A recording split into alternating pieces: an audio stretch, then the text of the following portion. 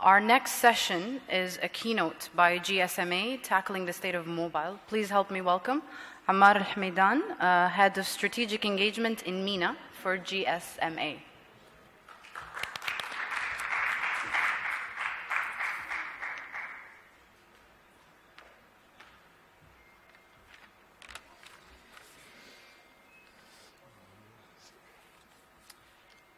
Good afternoon, everybody. My name is Ammar Hamadien. I head the activities of the GSMA in the Middle East and North Africa. Today I will give you an overview of how the state of the mobile industry is. Basically, it's a higher level sort of information than what Andrew has mentioned. So. Just to give an idea, when we say MENA, MENA constitutes 25 countries from the tip of North Africa all the way to some countries in east of Africa, of course, including the GCC. A brief introduction to the GSMA as an organization. We are the largest trade organization in the mobile industry. We are a non-for-profit organization with membership of 800 operators worldwide and more than 340 now of associate members that work in the ecosystem of the mobile sector. We have offices across the main regions of the world with headquarters in London in the UK. But the most important thing to understand is our aim and our basically value that we bring is we push the agenda of the mobile operators, whether it is with regulators, policymakers, as well as solution providers. So if we take a look at the numbers of mobile connections today and where they're going to be in the next 3 to 4 years. We see growth in MENA, but the growth, as we will see in later slides, is not as fast and sharp as in other parts of the world. So 2.6% CAGR in the next 3 years compared to some other regions with more than 4%, is something to actually think about.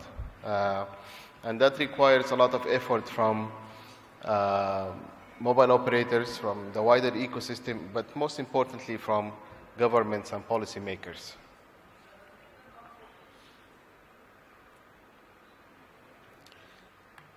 So trends. We have a very interesting mix of countries when it comes to the MENA region. We have very developed markets such as Kuwait, UAE, Bahrain with penetration rates of upwards of 90%. But then we have countries where penetration is in the mid to higher 20%. So the gap is big between countries, and that is basically it correlates with the GDP of those countries and their power to spend on mobile services. We are projecting that the MENA region as a whole will have a penetration rate of 70%, 69 to 70% by 2020, compared to 75% in other parts of the world, meaning North America and Europe. So there is still a gap to be worked on in terms of growth in the region. That brings us to the economy of the mobile sector as a whole. So if you see, most of the driving force behind the growth of the industry is the usage of data. And as many people have alluded earlier, the usage of data is the driving force behind the growth of subscriptions, the growth of ARPU, the growth of revenues. However, that also poses some problems for mobile operators because they are becoming a dump pipe for people who are really monetizing data, like the WhatsApps, the YouTubes, the Instagrams. So the business models of mobile operators must change and adapt to that fast-paced change in consumer behavior, because the mobile industry is one of the most sectors that is purely driven by consumer behavior. It's actually, we follow, or mobile operators follow what the consumer wants, because consumers have become very educated, very technology savvy, and they demand a lot from the operators. In terms of contribution to overall GDP in the region, it is a significant contribution in terms of percentage, in terms of job creation, in terms of micro businesses that were built on the back of mobile technology. So that is something we are encouraging, especially in sub-Saharan Africa part of MENA. These numbers could tell you that by 2020 the contribution will be around $200 billion, and that is significant for one sector or one industry to contribute to the overall GDP of a country. In terms of employment, there will be, when we see the half million jobs that will be created by 2020, that is in the ecosystem around the mobile industry, which is pretty significant, but I think that can also, we should be more ambitious as policymakers to grow that number beyond the 550,000 jobs. Now, in terms of adoption of smartphones, obviously, Kuwait is one of the highest in the region, probably followed by a narrow gap by the UAE. It's debatable whether UAE is higher than Kuwait or not, but the driving force behind the adoption of smartphones, whether it's iPhones, the Samsungs, and the rest, is the demand of the consumers for mobile broadband, because today you need data to watch movies, buy stuff from Instagram, as we see the cases in Kuwait. So mobile broadband is the major driving force. Plus, there are a stream of more affordable smartphones that are being put out in the market every month. So that's a very good sign that people are being pulled into technology if they make the right use of it in terms of services. So we see a variation in the countries of adoption of smartphone, and you can see to the right that the non-GCC or the sub-Saharan Africa part of MENA are the lowest in terms of smartphone adoption. So going back to Andrew's point about revenues and value that mobile operators will extract from their investments. The mobile industry is a very heavy investment sector. You have to put a lot of capex into your operations, especially with data services. We've seen a decline in the past 3 years, especially between 2013 to 2015, and that is primarily due to the political instability that we have experienced in the MENA region.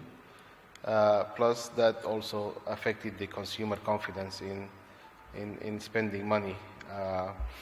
And a lot of migration between countries, a lot of currencies lost value, like in what we've seen in Egypt, for example. So that contributed to the loss of, or the decline, the sharp decline of revenues in 2013, 2014, and 2015. However, the good sign is we're seeing an upward trajectory, an upward trend of revenue in the next, started this year and going up between now and 2020. And that is because mobile operators have realized that they have to venture into adjacent markets to generate revenue streams. So we heard the word IoT earlier, so that is one of the biggest drivers of revenues that the operators will go after. We've seen increased partnerships between the private sector and the public sector when it comes to using mobile technology. Smart metering is one, smart traffic light, smart transport. You will see more of these services being announced in the next 3 years, and that will actually bring back the graph to the upward trajectory for the mobile operators. So 4G, this slide needs to be updated. Egypt was the last country to actually launch 4G in the Arab part of MENA, so that should be blue. But the good thing is we have a lot of countries in MENA that are data enabled today. Okay, so 4G is covering most of the region. Some countries, UAE and Kuwait, have announced trials for 5G, so that is even more encouraging for investment and for services and applications, especially Internet of Things applications. So we are pretty advanced, though, in the MENA region. Now, all of this obviously drives back to what does mobile contribute to the overall economy.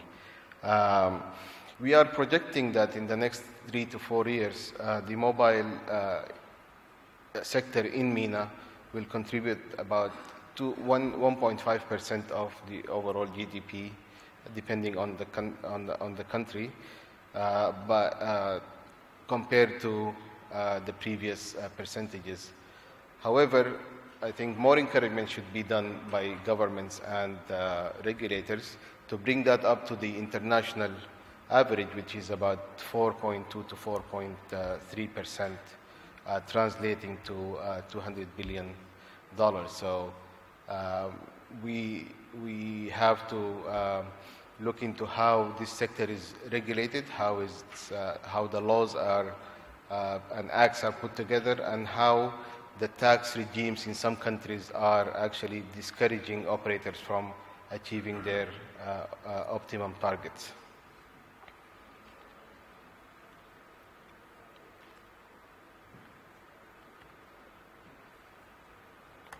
Okay, so